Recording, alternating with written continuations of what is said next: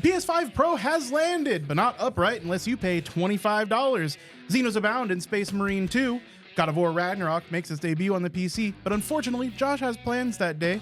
We can't get no satisfaction, but definitely get Satisfactory. Squeenix ain't messing around with PlayStation's nonsense anymore. And finally, the Switch 2 has been leaked. My name is Nick, and unfortunately, this is the most comfortable way to wear headphones. I'm Josh. Cobs, chowder, fuel, juices. What can't corn do? And I'm Andy. This is Video Game Tango. Hey, everybody, welcome back. We have returned I have We to have. burp. of the king. I'm holding it. I was just going to look at you awkwardly until you did. Exactly. Welcome, everybody, back to the cast. We have some video game and video game related news. We missed last week, and a little something happened last week. The PS5 Pro was announced. Now, this isn't like... Earth-shattering. Yeah, and it's not to anybody's surprise that it's coming out. But it does look like... there's a few notable things about it. One is that it is going to be more powerful. You shouldn't have to choose between performance mode and fidelity mode anymore. Ooh, okay, that is nice. Yeah, which is nice. So fidelity mode will be running more like performance mode. I've got some stats here. It's similar in design to the PS5 version. I'll have a little image of it here on screen in a second. It's got 67 more compute units, 28% faster memory, and 45% faster gameplay rendering. It comes with a 2 terabyte SSD, which separates it from the PS5, which only came with a 1 terabyte SSD. And then they've been working on something called PSSR. It's AI-driven upscaling. It's called PlayStation Spectral Super Resolution. These super resolution variants are pretty common, especially with the AMD group chips, which is what's powering the PS5 and PS5 Pro. So not out of left field there either. Okay. Basically, all it does is it takes a smaller image because it's having trouble rendering a full-scale image at like 4K. Takes a smaller image and then uses AI to kind of interpolate pixels. Okay. Very common, and it's like really small GPU overhead. That's really the only thing AI should be used in the gaming industry is stuff like that. Yeah, I like that. That sounds nice. Yeah, I know that stuff. It works great. There's FSR or FSR and dynamic super resolution, DSR, and all the SRs. Everybody's got one, and like some of them have multiple. AMD, Nvidia, Intel, they're all doing it. So I got some Roombas. yeah, Nick's got 2 SRs. It comes at a pretty premium price, $699. $700 for a console is pretty fucking bananas. Especially when there's like 6 exclusives for it. Yeah, there's a severe lack of exclusives and probably less exclusives coming forward. We'll talk about that a little bit later. But essentially, it just is a more powerful PlayStation 5. Now, this isn't, again, out of left field. The PlayStation 4 had a PS4 Pro. Yeah. Everybody was kind of expecting this. In fact, most people were expecting it like months ago, if not like last year. So it's been in the zeitgeist for a long time. PlayStation just feels that it is the time. So it is officially announced. It does not come with a disc tray. There is an add-on for that for $79. So you can use discs in your PS5 Pro for $79. It also does not come with a vertical stand. In order to get the vertical stand, you must pay Sony $25 For a piece of plastic. for a piece of plastic with a screw in it. That's kind of ridiculous. Now, I understand that this is meant for the fanboys, right? That's what this console is aimed toward. It's the people that are always going to buy the latest and greatest from Sony. But it feels exploitative of those people to Why not are you give some basic raking features. your biggest fans over the coals? Give them the stand.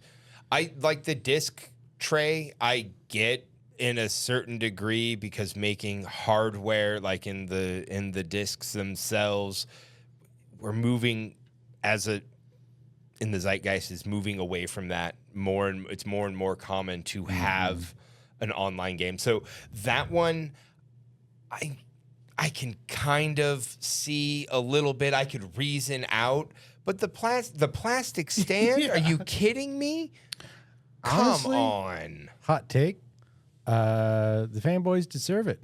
They charge them extra for a stand because they know they'll pay it. they will buy it because they're fanboys and they will buy anything. Yeah. And if you're willing to buy something sight unseen because it has a company's logo on it, you deserve to pay $30 for a piece of plastic with a screw in it.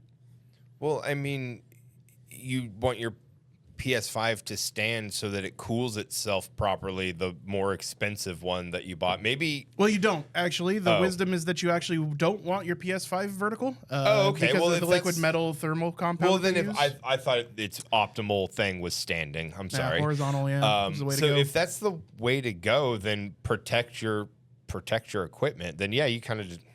Well, I'm a little wishy-washy on it now. It's a majority of people that use the PS5 vertically. In fact, like in the instruction manual, it shows you how to, like, that's one of the first things it shows you how to do is use the stand so you can place it vertically. It almost looks like it's supposed to be vertical. When it's horizontal, the thing looks weird. It's a weird design, and it doesn't look great vertical or horizontal. So most people do it vertical. There are downsides to that. For the most part, it's fine, but there have been a select number of people that have had liquid metal spill out onto their motherboard during use. So, yeah.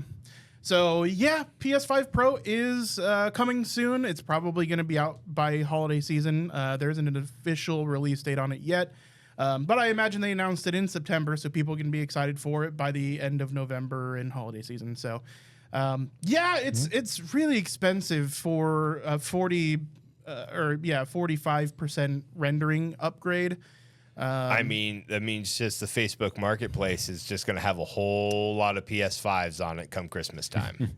Yeah, I mean, at the end of the day, it is a fairly big difference. What I'm showing on screen right now is Digital Foundry, which they're really well liked and give good information. It's actually noticeable. Now, the demonstrations they're using is performance smooth on PS5 versus PS5 Pro. And it does look significantly crisper on the PS5 Pro. I don't think it looks $200 crisper to me. Especially in some of the background stuff, you can really get some in the background. finer details. I'm kind of picking it up on the sword here just a little bit, but like, see it. Yeah, all the stuff in the background does look.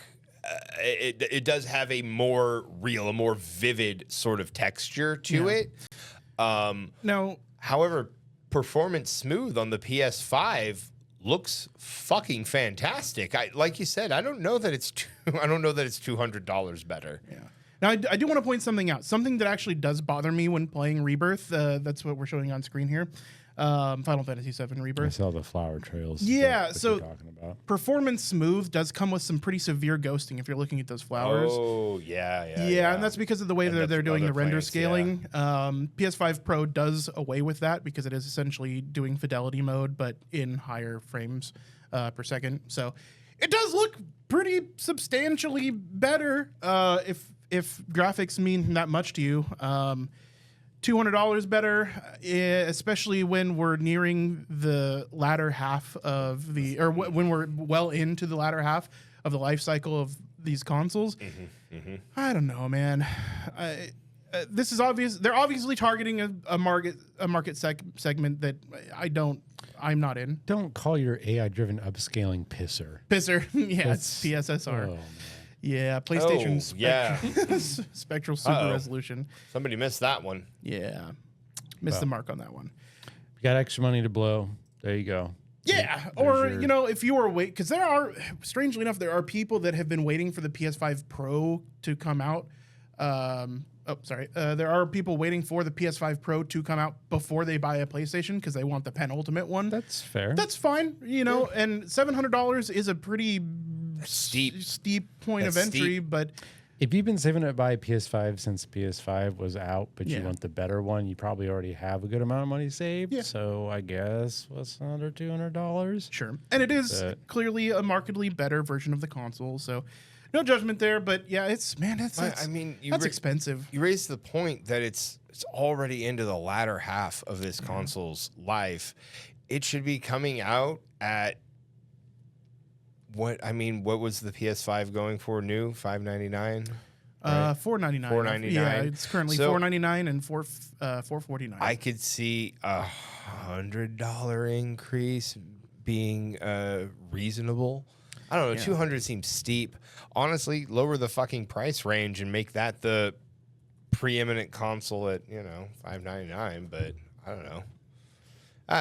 To me, honestly, when I look at the specs don't seem like they justify the price increase. They really don't. 45% more is for rendering is great, but knowing that you're using upscaling tactics to make it look better with higher FPS, it's kind of a cheat, right? And while Sony does have to develop those technologies, great. I feel like the price hike isn't justified. Just because, like I said, everybody's doing that. There is already FSR, and FSR already exists on the PlayStation. So tightening that up, it seems like a natural progression of things, as we are relying on AI-scaled dynamic resolution for high-fidelity gameplay already. So well, you know why they're doing it, right? The price hike, right? I know. I can tell you right now, to recoup funds from Morbius. Wow. Yeah, I heard they lost a little bit of money with that one. Yeah, sure. That sucked hard, even for a vampire. No. Oh, man. Well, anywho, yeah, that's the PS5 Pro. There is going to be more console news coming towards the end of the show, so stick around for that. And like always, go to videogametango.com if you want to take a look at the full-length videos of everything we're showing here and the articles that we link to. Moving on, Nick, you've got a little game that came out recently. Little game. Big game. Big angry game in space where it's dark. Dark space, the game. Space, angry game. So, a good friend of mine, a scholar in this age, Tim, of the Helldivers 2 era, back when we were Malevelon Creek vets, hit me up the other day. He's like, hey, are you going to get Space Marines 2? I was like, I was thinking about it. He's like, well, I bought it for you. Here you go. And it was very kind of him. And we sunk a few nights into it. I'll be playing with him again soon. So I, through sheer luck and kindness, was able to give this game a shot. I played a good chunk of the first Space Marine. I think I was playing it on console. I don't remember. I remember I did not finish it, but I did like it. Same. It was great. This game it's fun. It's good. It reminds me of kind of the Halo Gears of War-esque days where there's no overly complicated HUD or mini games or anything. It's just execution animations, a simple parry system, a simple dodge system, and shoot the bad guys. And combine that with the complete over-the-top grimdark future of war. I guess I haven't mentioned. This is Space Marines 2. Should probably have mentioned that earlier. Sure. Apologies. Yeah, Space Marines 2. It's Warhammer. Warhammer's been around 40-plus years. If you are our age and listen to this podcast, I would bet money. One for every K. Yep, you know what Warhammer and Space Marines is. So, how does it compare to the first one? How does it compare to games of its ilk? It's solid. It was not an early access game. You know, they took their time. They put it out. There are bugs. It doesn't run perfectly well, but you know that's to be expected for AA game like this. Mm-hmm. Maybe AAA. I don't remember who exactly made it. Focus Studios. Saber Interactive is probably the publisher. Oh yeah. I think it was Focus Studios. What do I like about it? It's good. It does a 8 out of 10, 7 out of 10 job at times of getting across the notion, at times 9 out of 10, that you are a Space Marine. What is a Space Marine? It's 45,000 pounds of iron strapped to a man the size of a blue whale, who's very angry and wants to smash things with a gun and shoot things with a hammer. You heard me correctly. And that's what you do in the game. You fight hordes of enemies, similar, but maybe not to the scale of like Left 4 Dead. There's medium, mild, large mini bosses, and of course, actual bosses. The tutorial is probably one of the better levels because within 5 minutes, you get swarmed with hundreds and hundreds of enemies coming in from the distance. You're like, oh, that's really cool animation. And then no, they're actually here. And your character's ready to kill all of them. And you do. Kind of reminds me of Dynasty Warriors in that sense, right? Taking out multiple enemies per swing. And I like it. What have I had any issues with it? I made the bad mistake of I played a very short amount of the campaign, and then I jumped into co-op. It has a co-op mode where you can play with 2 or 3 people through missions. They are kind of the same, from what I gather, as the single player missions, but you play them with the co-op. Problem is I picked the tank support class called the Bulwark. You get a big old huge tower shield. You have a secondary like pistol, but you are not allowed a primary weapon, which is fine because you have this massive shield that's like electrified. You can stun people with it. You can block all kinds of range attacks. So there's a heavy trade-off there. The problem is the game has a very simple parry system. You get a HUD light up of a blue circle on an enemy when they're attacking you in a way that you can parry. You press the parry button, it starts the parry animation. Difficulty comes in higher difficulties when there's a lot of enemies and you might be like in the middle of an attack animation, might not have time to parry, so you really have to make sure you don't get surrounded. The problem with the Bulwark class is the parry button is also their block button for their shield, which takes priority in the command and the animation. So you actually have to either hold the parry button for a very specific amount of time, or in some cases, press it before you even get the blue circle HUD warning, because you need to watch the animations of the enemy based off how the parrying works. So after playing the single player for a while, or I wasn't playing the Bulwark, and like the parry was fine and the dodging was fine and I was enjoying it, I switched to a class that suddenly I just wasn't parrying enemies, and it doesn't tell you why. And it's just because of a weird decision to map 2 commands to the same key, and you're unable to map them to separate keys. I don't know why. It's 2024. Let me do that. But other than that minor issue, I've been having fun with it. There are little goodies to find. There's plenty of like lore data logs. If you search around, you get more ammo. In the co-op mode, you can get more XP to level up your meta progression. There's a whole cosmetic thing. You can paint your guys just like you can, kind of like in Warhammer, all the different color palettes and whatnot. I got gross and made like a Lego My First Space Marine with all the different colors just randomly assorted. Utterly irritated everyone I was playing with because it was ugly. But no, it's fine. The same currency used for your cosmetics is what you use to level up your meta progression for your weapons in your class, which is kind of a shame because, I was like, oh, I'll buy these cool things, and didn't realize that I'd spent an inordinate amount of meta currency slightly changing the color of my Space Marine. But it's fun. If you've played non-turn-based Warhammer games, you've played Darktide or Vermintide, you'll be at home here. If you played Gears of War, you'll be at home here. It's, again, similar to Dynasty Warriors, God of War, maybe a little bit of Devil May Cry. It's nice because when you're playing like a standard class, I think 4 out of the 6 classes have a primary gun, a secondary, and a melee weapon. It feels nice to learn the muscle memory, get smooth. You're hacking people with a big chainsaw, and then you switch to your rifle and shoot a guy, and it can feel very flowy. There is a multiplayer. It's bare bones in a good and a bad way. It's like, here's a bunch of Space Marines. The only game mode is capture the zone, go stand in it, be the last one to die. And I've seen a lot of people complain about it. I've seen a lot of people raving about it. It is exactly, I think, what it was designed to be. Just, we're not going to bother trying to make some umpteenth tuned multiplayer game where we're constantly tweaking percentage values. Yeah. It's like, no, you're all Space Marines. Go fight in a box. Yeah. Right. But yeah, each class has one unique ability, charges over time. From what I've seen in the PvP, there's a good amount of counters. You got, a big guy that can fly up in the air and land down. but another guy that can counter that. A guy who has mild wall hacks, but another one who can counter that. So I'll be looking forward to try that out. Plays okay. I my specs are not great. I'm playing on medium without issues. I could probably bump it up to high and it'd be a little chunky. But then again, I'm not the person to ask because I can barely tell the difference between 30 and 60 FPS. So get someone else's opinion on that. But yeah, it's fun. It is a Warhammer game.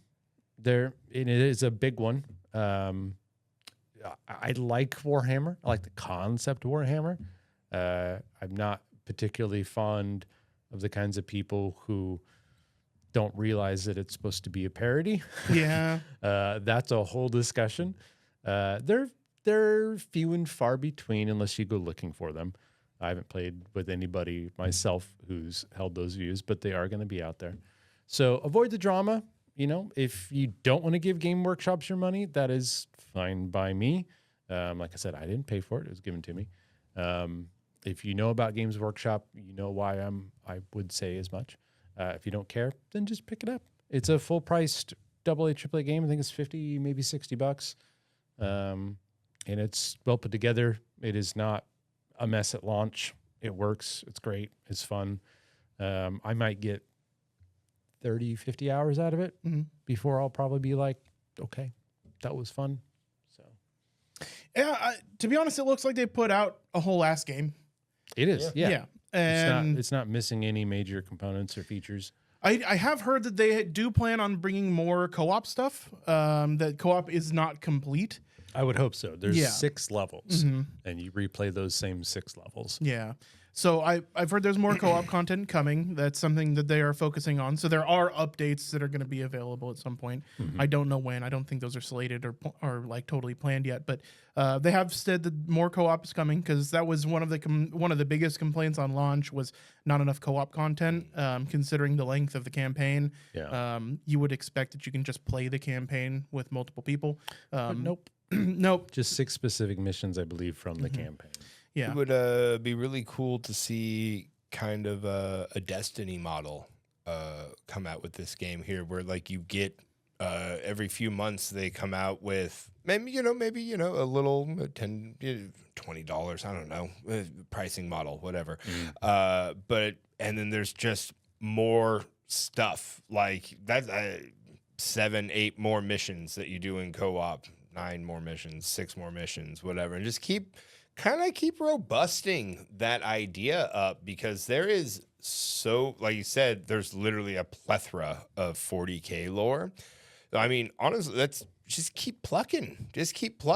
Oh, you don't need to tell Games Workshop that. Yeah. They're really good at making money. They okay. they do a lot of plugging. Okay, they're gonna do plenty of They plugging. make EA blush with some of their monetization tactics. Dang. Yeah. But then again, Game Workshop, they will license Warhammer to anyone. You want to make a game, you want to make a game about Warhammer that uses a poker deck, here's 50 grand, make it. They don't care. So I don't mean, know that is how cool in one aspect, right? Yeah. I mean, it means there's a lot of really bad Warhammer games. sure. I don't know how many fingers Games Workshop has in Focus Entertainment's pie, or I don't remember who the publisher is. Well, you mentioned it a minute ago. wasn't Saber Interactive? It might be Saber. Wasn't there like a D&D style game is using some of the Warhammer stuff? There's more than one. Yeah. We were like, so I mean that's They're kinda- very yeah, there's a it's lot of all them. it's all over. I mean, besides of course the And, table, like the tabletop stuff itself. I obviously know what that is. Not And then you also just Trying have to get my nerd Warhammer, card which taken is away. Warhammer 40K, but fantasy. Yeah. Which, again, many games. Mhm. So, Well, Josh, it's Ooh. Space Marines 2 reminds me a lot of Gears of I was- War. I was You know gonna what sounds say. like Gears of War? God of War. I was gonna say Warhammer, God of War, Gears of War. Oh my God, it's connected. Woo, guys! By the time, if you're not listening to it now, by the time you're hearing this Friday, God of War Ragnarok will have already been out for here. 24 hours on PC, depending on your time frame, your time zone area. That's, so it's coming out Thursday. Now, besides, I mean, that's just exciting in itself. I've been waiting for this for a literal age. I was so excited to play the first game on PC when I finally got it there, and I considered buying a PS5 just to play this game, but Like a year ago. but it was just too much to justify for one game. But now I get to play it tomorrow. And when I play it, it's actually the PC port is going to have a couple of things that the PS5 version doesn't have yet. Ha ha tee hee. So as detailed in PlayStation blog, God of War Ragnarok on PC lets you reduce the frequency of puzzle hints, which since Ragnarok came out has been a huge complaint for some players because the puzzles, if you're playing these puzzles, are part of the fun of playing the game and solving it, and Atreus just yells out the answer right when you get there, like just a little know-it-all. Exactly. It's like, move the angel to the left, and you're like, dude, I didn't even finish reading the thing. Didn't even know there was a puzzle yet. I mean, honestly, it gets to the point where the actor of Atreus is tired of hearing himself blow the game when he's playing it. So even a little quip there. Then besides that, there is also going to be they're going to be including an accessibility option for players with impaired vision. Now, I'm not exactly sure. Maybe there's I don't know if it's just colorblind or if like legally blind, so you can see right up there. But what it's going to do is via the audio accessible menu, players can enable a setting that provides audio descriptions of the cinematics in the game, which naturally provide crucial story and context, of course. Like it's a cinematic scene, it's providing context. Mm-hmm. And a lot of times they're missing out on that because a lot of times that just uses the game's base audio, whether or not you have any of these accessibility settings already installed or already using in your game. So that's really nice that we're looking out for the our impaired folks trying to play games. We live in the future. It's not hard to put accessibility features in. Exactly. Just do it. And at this point, it's still unclear exactly when PlayStation users will get to download these new features. But Sony Santa Monica says the changes are soon to be added. Okay. Yes. Excitement. Yeah, hope you have fun tomorrow. We've been waiting a long time for that. Yeah, although it sounds like you're going to be busy tomorrow. I do. Unfortunately, I have a very busy day, but I'm going to make a little time for it. That's always what happens when games launch. Is you have no time for them. Yeah, that's what it feels like. Well, in recent history, if you listen to this podcast or watch it, thank you. God bless you. We have talked a little bit about Square Enix in recent history, and how they were probably going to be pivoting plans on timed exclusivity for PlayStation. They have officially announced it now. So in a newly published Square Enix earnings report, it shows that the PS5 timed exclusivity for Final Fantasy VII Remake, Rebirth, and Final Fantasy XVI have been a detriment to mass market adoption for the company's major HD releases. I mean, duh. Yeah, it might be the dominant platform, but when you put it on more platforms, it makes sense. You like video games and money? Yeah, blow mine. Yeah. Now there's been kind of a reason that, like a secondary reason, that they haven't put it on Xbox and that there's been timed exclusivity for the PS5. One is money. Sony's giving them money for timed exclusivity. The second is, especially when it comes to the Xbox, is currently, whenever you release an Xbox title for the Series X, you have to simultaneously release it for the Series S, with very few exceptions. And this has been kind of a pain point in a lot of developer sites. If you are reading game news like we are on the regular, this comes up a lot from developers in that they find it difficult to develop for the Xbox because they're developing for the current generation of consoles, not something that is hamstrung hardware side. So it takes additional development time, additional resources, and additional money to make sure that it will even run on the Series S. And that's because the Series S is pretty hampered hardware-wise. It will only do 1080p, so all the time and effort they've put into making like super high resolution textures and stuff like that is kind of a waste on that console. It only comes with like 500 gigs of storage normally, and these games are getting huge. Like we're getting to the 200 gigabyte size in some games now. So it definitely hampers it. So there's been reasons that they haven't reached out yet, but it looks like they're changing that. So I expect that probably soon we can start seeing, especially because it's right after the financial quarter ends and their earnings reports are saying like you need to get these out on other platforms. The monetary incentive is probably going to mean Square Enix is going to be bringing a lot of their stuff that's been timed exclusive on PS5, and they won't be doing that anymore going forward.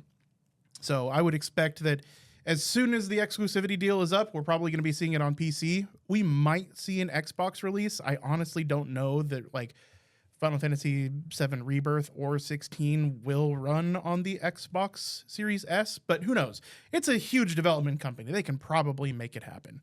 But yeah, so no more timed exclusivity, it looks like, from Square Enix as far as PlayStation goes, which I think is good for all of us. I say just release the game as is, but replace all those 200 gigabyte textures with the textures from Final Fantasy VII. Same number of polygons. Just right? put out Final Fantasy VII. Yeah. Just you can keep the whole game. Just everybody looks like they're running on a Radeon 7000. You go back and you look at PlayStation graphics, there's a lot of games that just don't hold up today. And I'm not saying the original Final Fantasy VII holds up, but I am saying that I think it is. Does. Yeah, and I honestly... The 3D models don't. But I also think they bring a certain charm to them. Like if you compare them from 7 to 8, 8 just looks like 11 pixel garbage, whereas the super polygonal versions in Final Fantasy VII... Trying to be realistic before you could be realistic. Exactly. So, I don't know. There's something to that. Yeah. Anyways, moving on. Moving on. On a conveyor belt. Forward. As the factory grows. We recently booted up Satisfactory. One of 2 games that is all about factories. The other one is also Satisfactory. If you haven't heard about Satisfactory, I wouldn't be terribly surprised. But it is a game. It is a game of games. This is 3D Factorio. This is first person adventure plus number crunching. This is how much industry can you apply to one alien planet that is not expecting it. How do you describe this game? Well, you start off, you land on an alien planet, and you got a little AI voice in your head saying you need to save humanity. Whether they're lying or not, I'll leave that up to you. And to do that, you bring heavy industry to the planet. You find nodes of ores and you put miners on them that create ores that you then construct into plates and rods and cables that you then use to make other things that you then use to make other things. And next thing you know, you've played 300 hours and you're worried about exactly creating good ratios of your aluminum slurry waste to create rubber byproducts and not make too much nuclear fuel radioactive nonsense. There are trains and pneumatic tubes for you and jump pads and robot legs and shopping go-kart. What was it? The Fix-It cart? Yeah, the Fix-It cart. Yeah. Imagine a car the size of a shopping cart and it's got a little lead on it and it falls over a lot. Oh my God. It's reason enough to buy the game. Comedic. You can pet dogs. The dogs are aliens. They have giant Mr. Beans that are called space giraffes. They're like balloons with legs. Space giraffe ticks. Space giraffe tick things, I believe, is the official Wikipedia page. Like, we don't know what they are. Tongue-in-cheek game about growing the factory. It has as much room as you wish to devote to it. Yeah. There is always something more you could be doing in Satisfactory. And we last played it 2 years ago. Maybe 3? I've played it a little bit since the last time you and I got together for like a good session. Well, whenever we did, roughly 2 years ago, we got about halfway through the content. Yeah. Maybe 2/3. At the time, the trains weren't working well in multiplayer, and trains are a huge logistical part of late game Satisfactory. So we kind of puts pause on it. But now the game's in 1.0. Huge graphic update.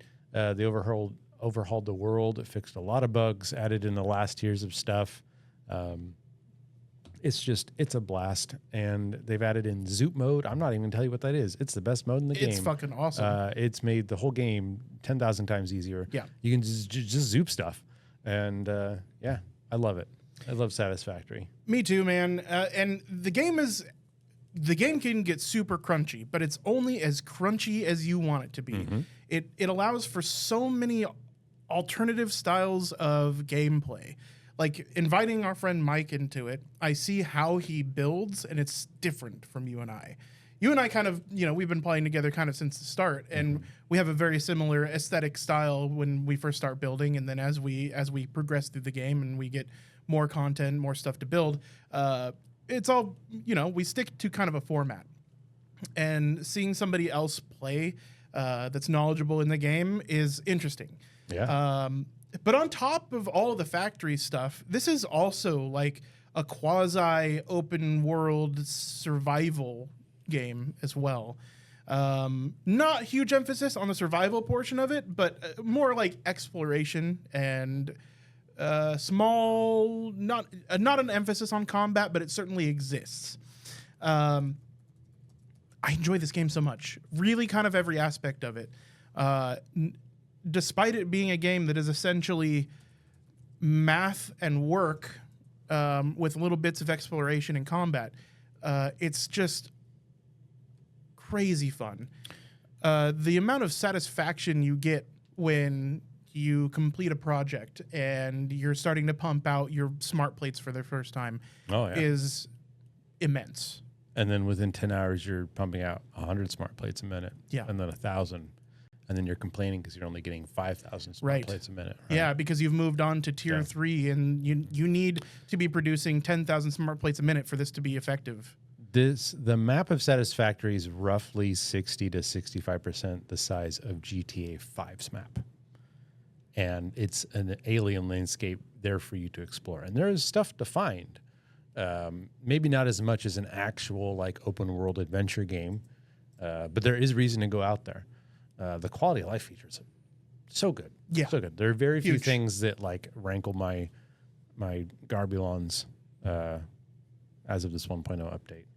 So yeah, it's awesome. Also, forgot to mention it's coming to consoles soon, which is a brilliant idea. Yeah, for sure. It's currently 10% off. I think it's like $35. Yeah, and which it is very worth 35. I mean, yeah. I played it really just the one time with you, and I hit 200 something hours. Yeah, and we only got halfway through the content. It's a game that just like it has so much to it.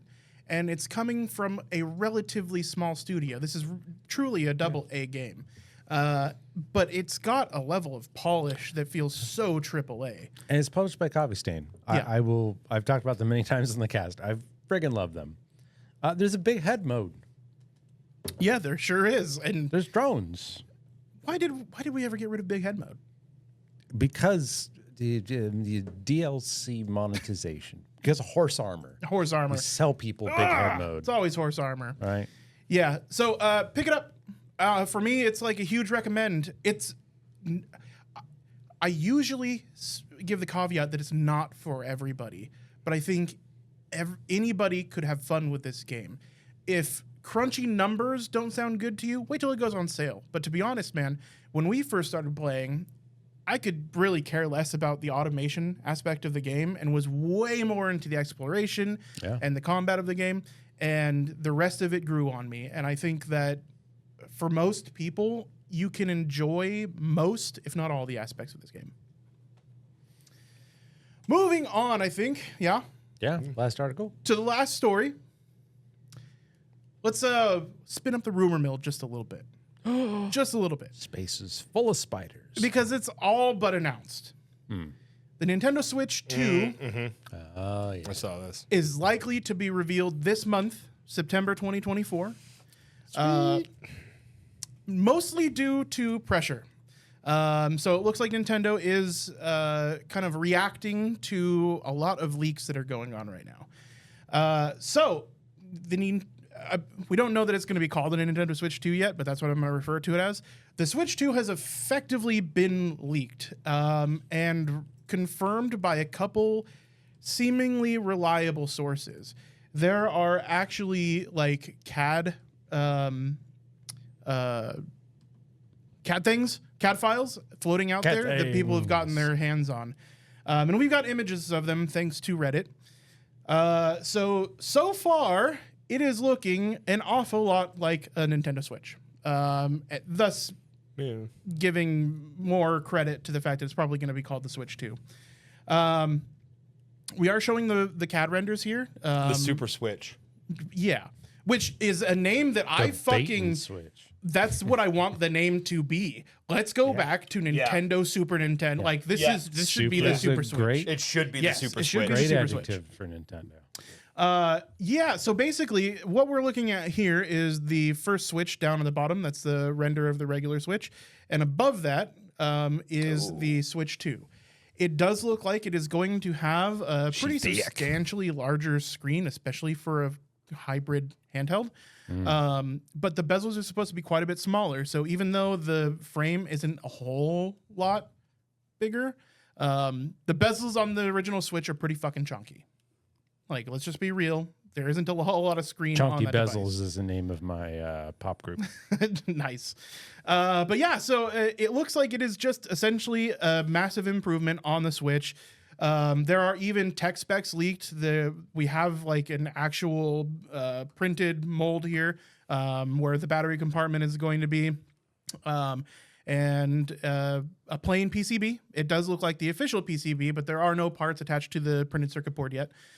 So, don't have like physical actual confirmation of that yet. But there is a parts list out that has been translated. It's all in Japanese. I have it somewhere here. I got it here on Reddit. What's that? I got it here on Reddit. Yeah, I've got it here too. Okay. So, a couple notable things is that there is a USB-C port on both the top and the bottom, which is nice because there was only one USB-C port on the original Switch, and you could essentially, unless you buy an accessory that allows you to charge and use USB headphones or USB Type-C headphones, you couldn't do that. So that's a nice little bump in usability. It looks like there's going to be an onboard flash memory module of 256 gigabytes. There's no official word on screen size because we only have the measurements of the CAD renderings to go off of. But pretty substantially larger screen, smaller bezels. It looks like it's going to be the Tegra chip that was in the original Switch, but the newest version of it. So several years later, new edition of it. Quite a bit more powerful. Using LPDDR5, that's like the same memory that you're getting in a brand new laptop, which is pretty substantial because usually Nintendo is a couple generations below or prior to, like, they use the earlier generations. They don't use the latest stuff. In this one, they are. So it looks like this might actually be a pretty substantial bump in performance from the original Switch. That said, it does look like everything is confirmed that it, as far as rumors go, that it's going to be effectively the same form factor, but larger and more powerful. Now, I don't think there's anything wrong with that, especially if the Joy-Cons are swappable between the original Switch and the new Switch. I just Probably want not. the Joy-Cons not be built shittily. Yeah, Build them without that is an drift. issue. Now, I was Put some effort looking into very closely to this. Now, I don't know if they fixed drift, but it does look like they don't slot in to the new shell, that they click in. I'm basing that purely on this CAD rendering here, but that is what it looks like to me because it is closed on both ends versus the original Switch, which slotted in. So nobody's going to be slotting in their Joy-Cons in backwards and ruining their Switch and Joy-Con forever. So that's good news because that was a whole thing. It seems to be additionally substantiated because there is a hardware accessory manufacturer that has confirmed that these CAD renderings are legitimate, and that's the CAD renderings that they are using for sizing accessories for the new console. And this comes right on the tail of a game being announced for new Nintendo hardware. So My Time at Evershine, made by the creators of My Time at Porsche, hugely popular. Sandrock, yeah. Hugely popular game, says that it will be released on future Nintendo platforms yet to be announced. And this is a game that is nearly completed. So I am assuming that we're probably going to be seeing this thing soon. Now, I don't know if they're going to be early enough to announce it for the holidays, but from my understanding, the Switch 2 actually went into production quite some time ago. So maybe there might be supply for the holidays. Wii or something where they announced it in like that year the console came out? Totally. Like, right after. Yeah. Yeah, I wouldn't be surprised if they did that again. Yeah, and it's been speculated that this has actually been in production for quite some time now. Like this isn't pre-production models, that this is supposed to be the production model, because accessory manufacturers are getting dimensions for the console, right? Yeah. And they're getting the CAD renderings. Seems pretty fucking legit. And Nintendo seems like they are going to be addressing the rumors here very soon. The rumor mill is assuming that it's going to be sometime this month. So hopefully we do see that. Interesting time for consoles. I think the Switch is a phenomenal device. I don't play it nearly enough to justify having bought it, but I do love the Switch. I'm looking forward to playing the new Mario Party, and the new Zelda game looks fucking fun as hell. So, hopefully we have some backwards compatibility. This thing looks too much like the Switch to not have some backwards compatibility. Hopefully they allow the Switch cartridges. I really hope they do. But time's going to tell. It looks like we might find out in the next couple weeks. Anywho, that is about it from me, guys. Do you guys have anything else that you would like to talk about? Yeah, paint that bitch gray and purple like the Super Nintendo, and I will fucking buy it.